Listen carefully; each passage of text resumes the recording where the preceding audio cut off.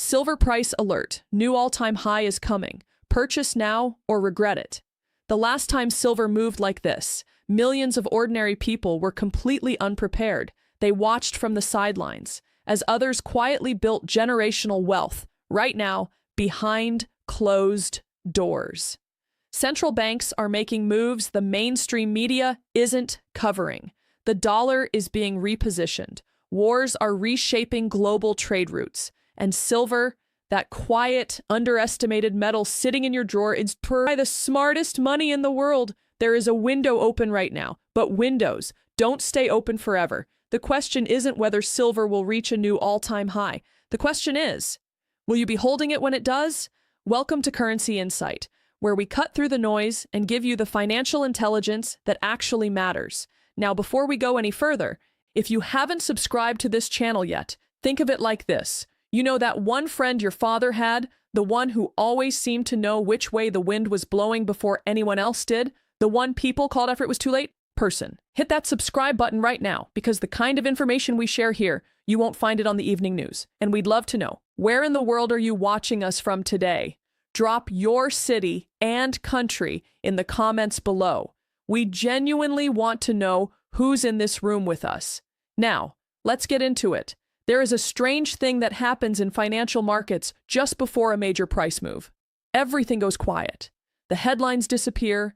The analysts stop talking. The average investor moves on to something louder, something more exciting. And the asset, the one that is about to move, sits there, patient, unnoticed, accumulating pressure like a dam holding back water. That is exactly where silver is today. And the people who understand history are not ignoring it. They are watching it very carefully.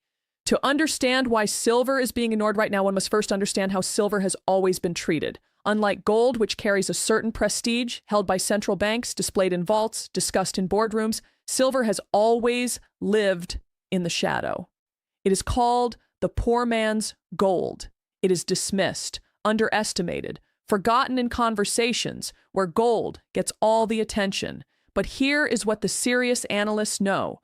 Silver does not just follow gold. It eventually surpasses gold in percentage terms during a precious metals bull run. Every single time, without exception. When gold moves 10%, silver does not move 10%. Silver moves 30, 40, sometimes more. It is not a slower version of gold. It is a compressed spring. And right now, that spring has been held down for a very long time. Gerald Celente, a trend forecaster with over 4 decades of experience, recently made something very clear. He said he would never have expected silver to drop as much as it did. He watched it happen. He studied it. And his conclusion was not that silver was broken. His conclusion was that external forces, trees selling gold and silver to cover war-related debt, India placing heavy restrictions on precious metal purchases, a strong dollar making metals more expensive globally, had artificially pushed prices down.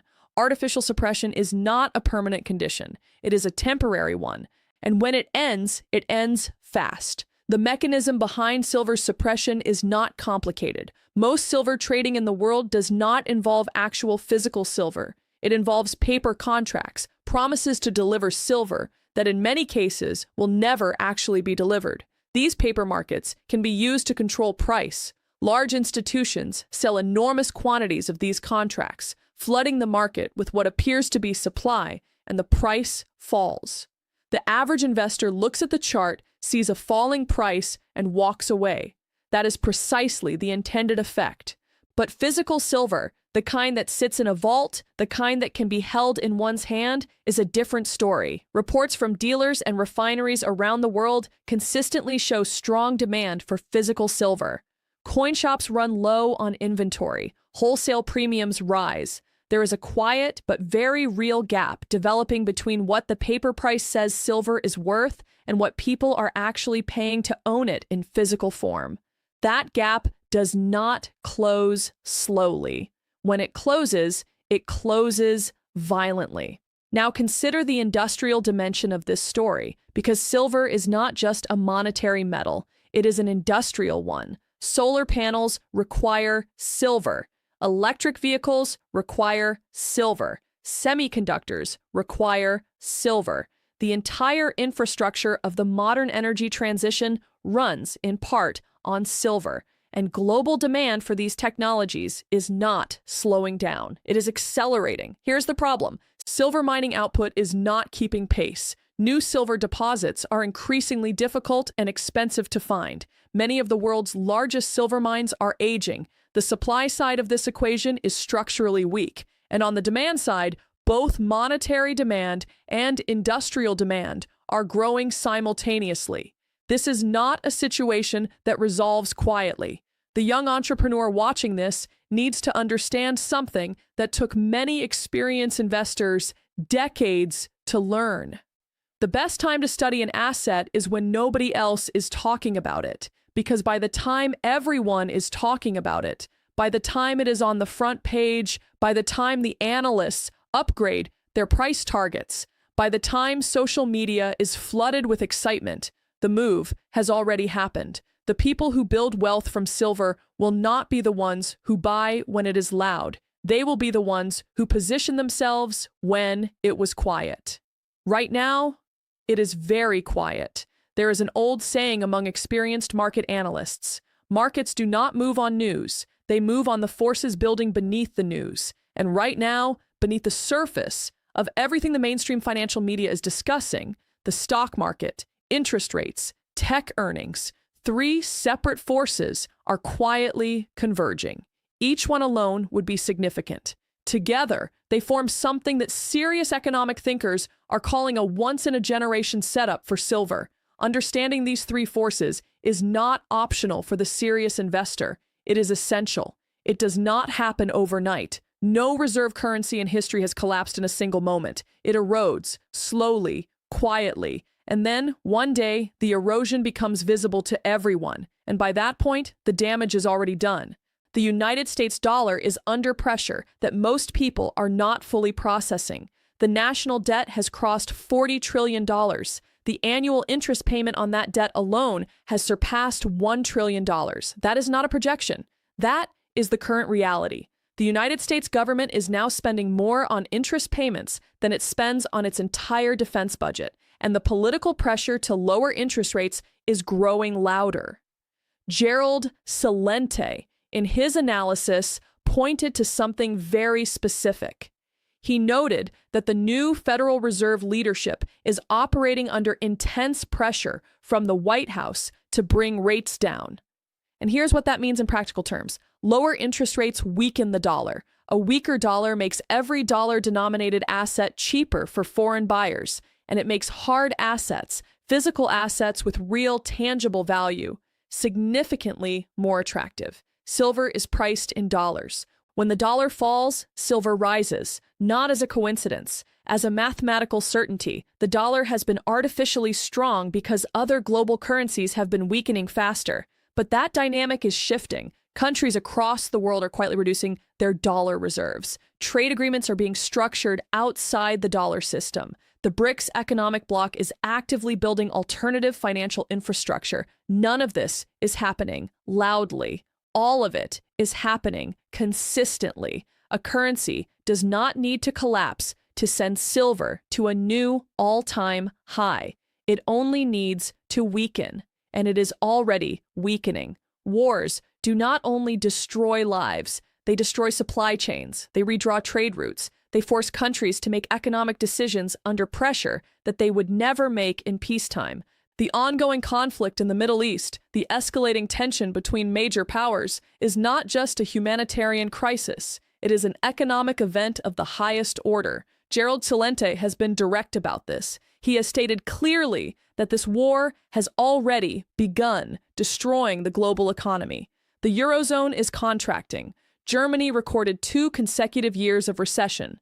Global shipping costs have risen sharply. Supply chain disruptions that were just beginning to heal after the pandemic years are being torn open again. Silver supply chains are not immune to this. A significant portion of the world's silver comes from politically sensitive regions. Mexico is the world's largest silver-producing nation. Peru and Chile follow closely. Any disruption, political instability, trade restriction, shipping interference, directly impacts how much silver reaches the global market. And when supply is disrupted while demand continues rising, there is only one direction prices move. But the deeper issue goes beyond physical supply disruption. Wars force governments to spend. Spending increases debt. Increasing debt pressures currencies. And when currencies are under pressure, investors across the world, from institutional funds in London to individual savers in Southeast Asia, turn to hard assets. They turn to gold. And then, as gold becomes expensive, they turn to silver. This pattern has repeated itself throughout modern financial history. It is repeating again right now. Nobody is talking about. This is the force that makes silver's current situation genuinely different from any previous cycle. In 1980, when silver reached its then record high, the metal was driven almost entirely by monetary demand. Investors were fleeing inflation. They wanted hard assets. Silver was the accessible option. In 2011, when silver approached $50 an ounce, the driver was again primarily monetary, the aftermath of the 2008 financial crisis, quantitative easing, dollar weakness. Both of those moves were powerful, but neither of them had what silver has today: industrial transformation at a civilizational scale. The global push toward renewable energy is not a trend. It is a structural economic shift that governments, corporations, and international bodies have committed trillions of dollars toward. And at the center of that shift, quietly, without headlines, sits silver. A single solar panel contains approximately 20 grams of silver. Global solar installation targets for the next decade would require silver quantities that current mining output simply cannot meet. Electric vehicles use silver in their electrical systems, their battery management components, their charging infrastructure. Next-generation semiconductor chips, the kind required for artificial intelligence processing, use silver in quantities that are growing with every new product generation. Celente himself drew attention to the AI investment boom. He compared it directly to the dot-com bubble of the late 1990s, and he made one point that serious analysts should not overlook. Even if the AI investment bubble bursts, even if technology stocks collapse, the physical infrastructure that AI requires does not disappear. The data centers remain. The chips remain. The demand for the materials that build them remains. Silver sits inside that demand curve, permanently. Three forces, three separate engines, all pointing in the same direction. The dollar losing ground, war reshaping supply chains and driving investors toward hard assets. Industrial demand creating a structural supply deficit that no mining company can solve quickly. When experienced analysts look at a commodity setup like this, where monetary demand, geopolitical pressure, and industrial necessity are all converging simultaneously, they do not call it a buying opportunity. They call it a generational event. The entrepreneurs and business thinkers who recognize these convergences early are not the ones who react to headlines. They are the ones who read the forces beneath them.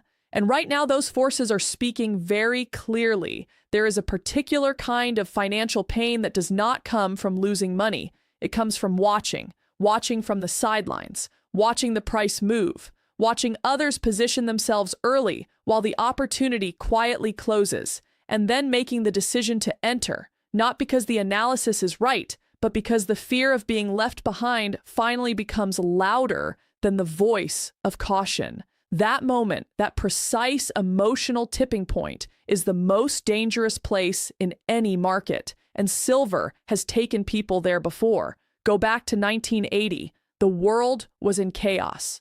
Inflation was destroying purchasing power across the Western world.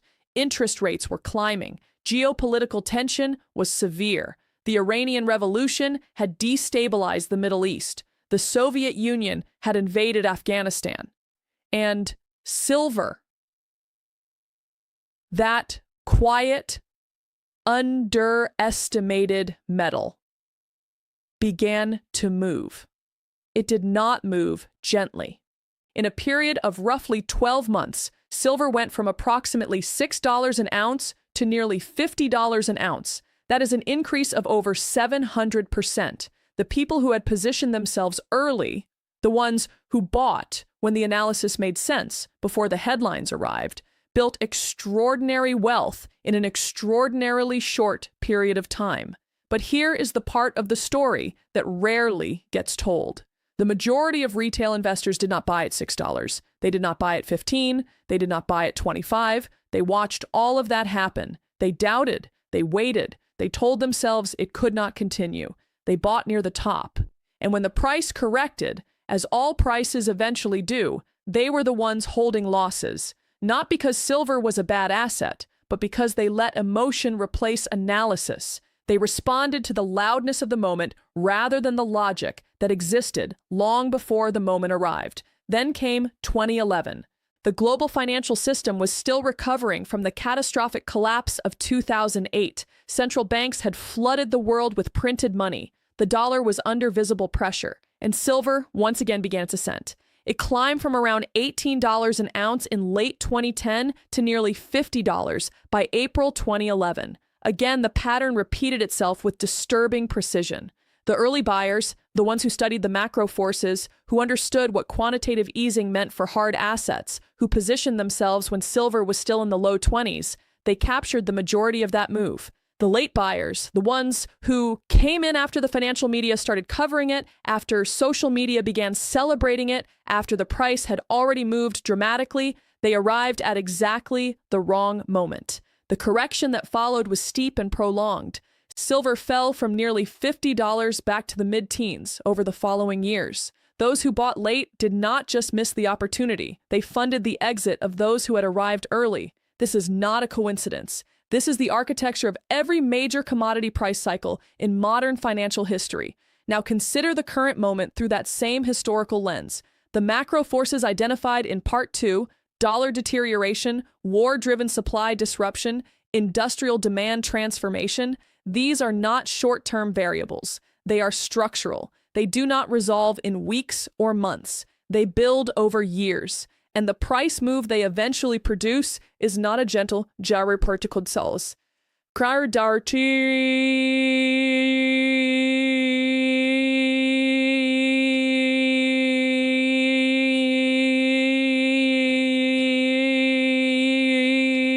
It gives hesitant investors comfortable entry points along the way. It is sudden.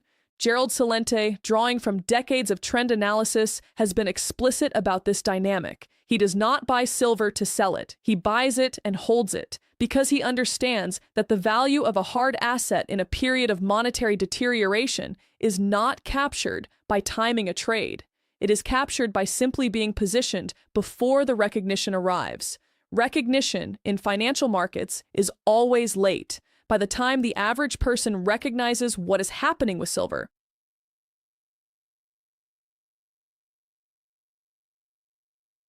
by the time it appears on mainstream financial television, by the time analysts raise their price targets publicly, by the time it becomes the most searched financial term on the internet, the foundational move will already be complete. What will remain is the volatile, emotional, headline-driven second phase. That is the phase where wealth is transferred from the impatient to the patient, from the reactive to the prepared, from those who waited for certainty to those who acted on clarity. There is one more warning that history offers. Silver does not send invitations. It does not announce its departure with enough time for latecomers to board. When the conditions align, and right now, they are aligning with a precision that experienced analysts find remarkable. The move happens with a speed that leaves hesitation permanently behind. The entrepreneurs and business thinkers in this audience understand timing better than most. They know that in business, the difference between success and failure is rarely about having the best idea. It is about recognizing the right moment and having the courage to act before the crowd arrives. Silver is offering that moment right now. The crowd has not arrived yet. Everything discussed in the previous 3 parts leads to a single, unavoidable question. Not whether silver is moving, not why silver is moving, but how a serious, informed person responds to this information before the window closes. Because information without strategy is simply entertainment, and this channel does not deal in entertainment. The first thing serious investors understand is the difference between speculating on silver and owning silver. Speculation is reactive. It chases price. It enters late, panics early, and exits at exactly the wrong moment. It treats silver like a stock ticker, something to be watched, traded, and timed with precision. Ownership is different. Ownership is a deliberate, strategic decision rooted in macro understanding. It is not about capturing every dollar of a price move. It is about being correctly positioned when the larger economic forces, the ones identified throughout this analysis, finally become impossible for the mainstream to ignore. Gerald Celente, a man who has studied economic trends for over 4 decades, stated this position with complete clarity. He does not buy silver to sell it. He buys silver to hold it because he understands something that short-term traders consistently miss. The real return on silver during a monetary crisis is not measured in days or quarters. It is measured across years. That distinction separates serious investors from everyone else. The second strategic consideration is form. Not all silver exposure is equal. Physical silver, coins, bars, bullion held directly, carries no counterparty risk. There is no institution standing between the owner and the asset, no company that can go bankrupt, no contract that can be defaulted on. In a period of genuine financial system stress, that distinction is not academic. It is everything. Silver ETFs and paper silver products offer price exposure without physical ownership. They are convenient, they are liquid, but they carry the same systemic risk as every other financial product. They exist inside the system, and they are vulnerable to the system's failures. Mining stocks offer leveraged exposure to silver prices. When silver rises, well-managed mining companies can rise significantly faster, but they also carry operational risk, management risk, and geopolitical risk specific to wherever their mines are located. The serious investor does not treat these options as interchangeable. Physical silver forms the foundation, the core position that exists outside the financial system entirely. Everything else is built around that foundation, based on individual risk tolerance and investment horizon. The third and final strategic principle is the most important. Patience is not passivity. There is a common misconception that long-term investing means simply buying and forgetting. It does not. It means buying with conviction, monitoring the macro forces that justified the purchase, and holding the position through the inevitable periods of doubt, the price dips, the negative headlines, the moments when the mainstream declares the thesis dead. Those moments are not signals to exit. They are opportunities to add. Every major silver price cycle in modern history has included multiple periods where the price pulled back sharply, where sentiment turned negative, where casual observers concluded the move was over, and in every single case, the investors who held their conviction, who trusted the macro analysis over the short-term noise, were ultimately proven correct. The analysis is complete. 3 forces converging simultaneously. A dollar under structural pressure. Wars reshaping global supply chains. Industrial demand growing faster than mining output can answer. History showing, with painful clarity, what happens to those who recognize the opportunity too late. And a strategy built not on speculation or excitement, but on disciplined, informed, long-term positioning. Silver is not asking for attention right now. That is precisely why it deserves it. The serious investor does not wait for the world to agree with them. They position themselves, and then they wait for the world to catch up.